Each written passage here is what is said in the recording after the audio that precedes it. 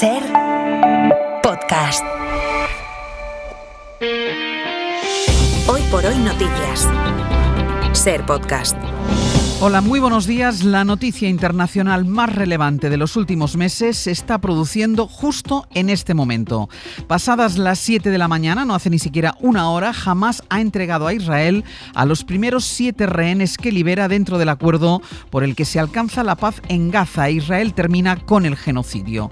Ahora 2.000 presos palestinos están ya en autobuses a la espera de que Israel les devuelva a la franja. Está, por tanto, en marcha la operación de la que está pendiente todo el mundo ahora mismo, con señales en directo en las principales televisiones y medios que han empezado poco antes de que el propio Donald Trump aterrice en Israel, algo que va a ocurrir también en los próximos minutos. Todo, por tanto, se está produciendo en este momento, con gente en las calles de Israel y en las de Gaza, a la espera de que lleguen los liberados y antes de que ya a mediodía se firme en Egipto el plan de paz. Pablo Morán, buenos días. Hola Ángels, buenos días. La operación de intercambio, como dices, ha comenzado y la buena noticia es que ha comenzado a la hora prevista. Los 7 rehenes han sido entregados a los equipos del Comité Internacional de la Cruz Roja y esos presos palestinos, 2.000, han subido ya a los autobuses que les conducirán a su liberación. De momento no tenemos imágenes de ninguno de los rehenes, solo la constatación de la entrega y la emoción con la que miles de personas están celebrando ese momento en la llamada Plaza de los Rehenes de Tel Aviv.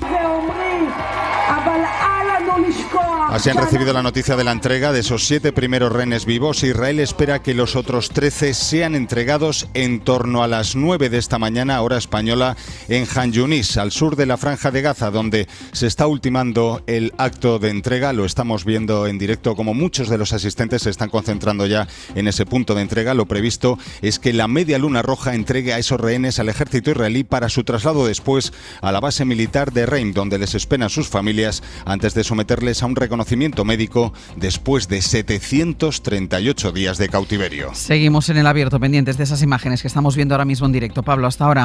Hasta ahora. Hoy por hoy noticias. Ser podcast. The war is over. The war is over. Okay, you understand that? La guerra ha terminado. La guerra ha terminado, lo entienden, ha dicho Donald Trump cuando le preguntaron anoche por lo último que había dicho Netanyahu, que no dio por terminadas del todo las operaciones militares de Israel. Eso es lo que en cambio sí hace Donald Trump, da por acabada la guerra. Según Donald Trump, todos están felices, ya sean judíos, musulmanes o países árabes.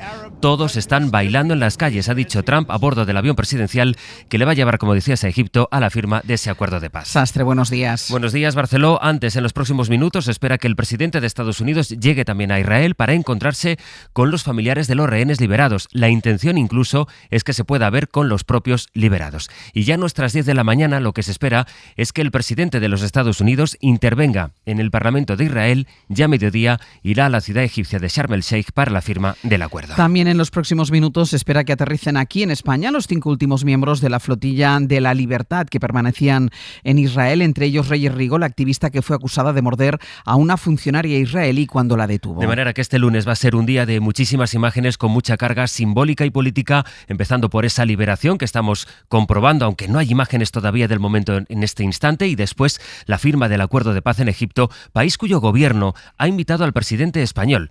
Esa razón, según Moncloa, para que Pedro Sánchez se fuera ayer de la recepción del 12 de octubre para preparar ese viaje, se fue antes en el Palacio Real. Con ese viaje en el que Sánchez coincidirá con Trump en el mismo escenario, el gobierno intenta mandar ya un mensaje político. Guillermo Lerma, buenos días. ¿Qué tal? Buenos días. Defiende el gobierno que la invitación a participar en esa conferencia internacional de paz es un reconocimiento, un aval a la postura que ha mantenido durante estos 2 años de guerra en Gaza. Sánchez acude a un acto que le va a servir para combatir el relato que intenta instalar el PP, que dibuja un líder sin influencia internacional y cuyas decisiones están perjudicando a nuestro país. Va a ser la primera vez que el presidente coincida con Trump después de que la semana pasada este sugiriera expulsar a España de la OTAN por no aumentar hasta el 5% del PIB el gasto militar. En la Moncloa esperan que la cita les sirva para mantener el foco del debate en la agenda internacional, donde creen que Feijóo no tiene una postura clara.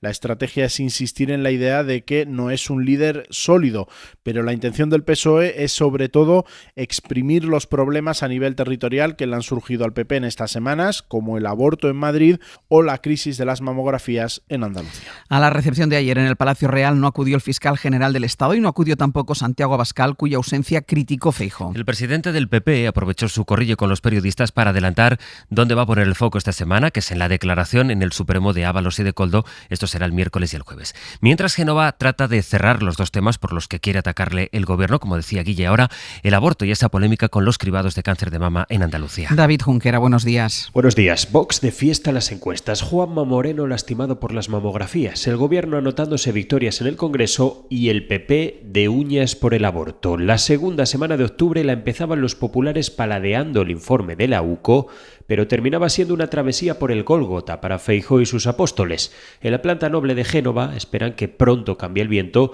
y para ello lo fían todo a la declaración de Ábalos y Koldo a mediados de esta semana en el Supremo. La dirigencia popular le quita peso a la presencia de Sánchez en Egipto y recuerda que la aprobación del embargo a Israel justo cuando se está desplegando el plan de paz de Trump evidencia lo desnortada que está la política internacional del gobierno. Superado el trance de Gaza, quiere el PP recuperar el control de una agenda que dominaba satisfacción antes de agosto. El equipo de Feijóo confía en que los hitos judiciales, los informes por caer y también la carpeta migratoria sirvan para remontar el vuelo. El martes, el líder del PP presenta en Barcelona su propuesta para ordenar la inmigración. Es su recurso para darle el stop a Vox. El resto de la semana lo va a apostar todo a la corrupción. Veremos mañana cuál es el anuncio sobre inmigración que prepara Feijóo, con el que quiere contener a Vox, pero más allá de eso y del refuerzo en los cribados de cáncer que anuncia ahora la Junta de Andalucía, la gran cita política de la semana será esa que citaba David Junquera, la declaración de Ábalos y de Koldo y la decisión del juez del Supremo sobre si les envía o no a prisión. Miguel Ángel Campos. El miércoles comparece Ábalos como imputado después del último informe de la UCO, un informe patrimonial de la Guardia Civil que no ha hallado incrementos sustanciales de patrimonio, pero sí 95.000 euros en gastos sin aparente justificación por los que va a ser interrogado. Según el exministro, va a poder explicar la mayoría y defenderá que devolvió a Koldo los abonos que éste anticipaba. Los investigadores creen que el asesor Koldo era el albacea de las comisiones ilegales que el ministro percibía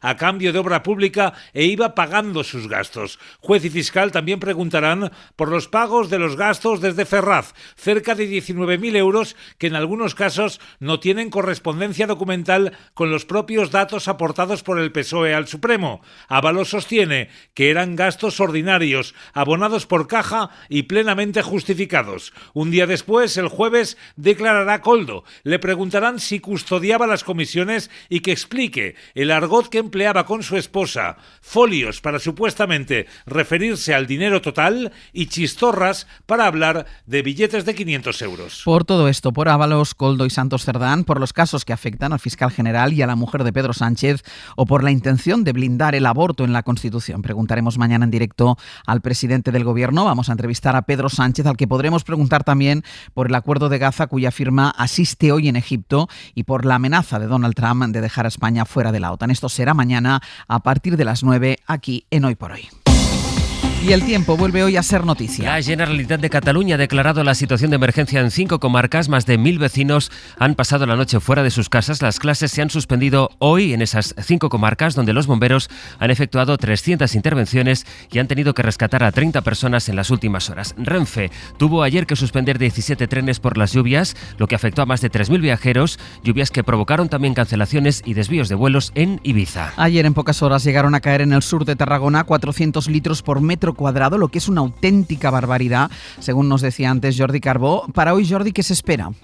Pues se espera que los chubascos vuelvan a aparecer y descarguen de manera torrencial, pero va a ser difícil que se repita una situación como la de ayer en el sur de Tarragona. De entrada, ahora mismo tenemos tormentas ya activas en Castilla-La Mancha, pueden afectar durante la mañana también el sur de la Comunidad de Madrid. Será a partir de mediodía cuando los chubascos ganarán más protagonismo en cualquier punto del interior, no lluvia general, pero ahí donde se presente descargará con intensidad. Y de nuevo, entre esta tarde y la próxima madrugada, toda la atención, la máxima atención en el Mediterráneo, primero en la Comunidad Valenciana ya a lo largo de la tarde, pero es que entre esta tarde y la próxima madrugada en Cataluña, también en Baleares, se van a formar de nuevo tormentas que descargarán con intensidad y persistencia, lluvia torrencial y de nuevo acumulando grandes cantidades de agua en poco tiempo. Hoy por hoy noticias. Ser Podcast. La gran noticia internacional está hoy, ya saben, en la liberación de los rehenes de Israel y la firma del acuerdo de paz, pero hay más cosas que pasan también por Donald Trump. En ese vuelo, a bordo del avión presidencial, ha dado también por terminado no solo el conflicto de Gaza, pero ha enviado además este otro mensaje a Rusia.